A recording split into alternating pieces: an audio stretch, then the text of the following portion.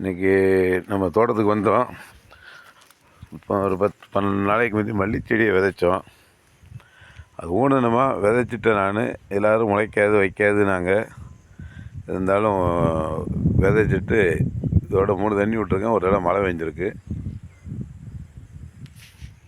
நம்ம விதைச்ச மல்லிச்செடி 10 நாளைக்கு மேலே இப்போ தான் 2 இலை விட்டுருக்கு. இன்னும் எப்படி வளருதுன்னு பார்ப்போம். ஆனால் ஊனி இருந்தால் நல்லா கொத்து கொத்தாக முளைக்கும்னாங்க. நம்மளாம் விதைச்சிருக்கோம். இப்போ ஒரு 10 லைன் இருக்கும். எல்லா இதுலேயும் இப்போ தண்ணி பாய்ச்சிருக்கேன். நம்ம மரத்துக்கு ஓட இருந்து நிறையா மரம் இறந்து வச்சு இருந்தாலும் இருக்கிற கண்ணுக்கு தண்ணியும் பாய்ச்சிருக்கேன். இதுக்கு வந்து சொட்டு நீர் பாசனம் மாதிரி மரக்கண்ணுக்கெலாம் போட்டிருந்தேன். உழவடிக்க காரணத்தினால அந்த டீப்பெல்லாம் எடுத்துட்டேன். திருப்பி போடுறதுக்கு சரியாக வரல. அதனால் இப்போ அதெல்லாம் எடுத்து ஓரமாக வச்சுட்டு இது 1 இன்ச்சு பைப்பு 100 அடி நீளத்துக்கு இருக்குது. இது மாதிரி 3 ஓஸ் வாங்கியிருக்கேன்.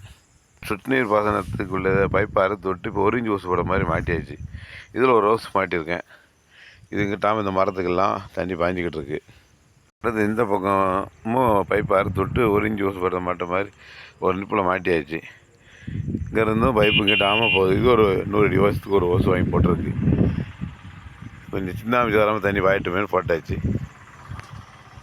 நம்ம மல்லி செடி சின்னதாக தழுக்கு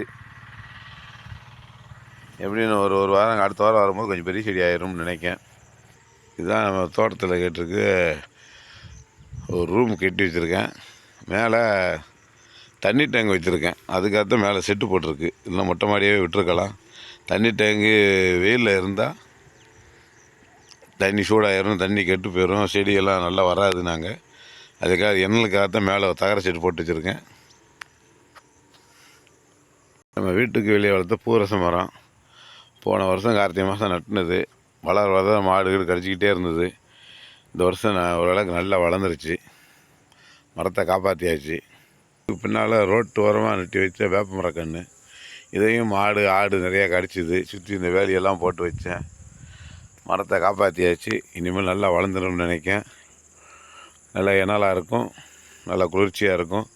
வீட்டுக்கு ஒரு மரம் வளர்க்க பக்கத்துலேயே இந்த மஞ்சள் நெத்தி செடி வளருது.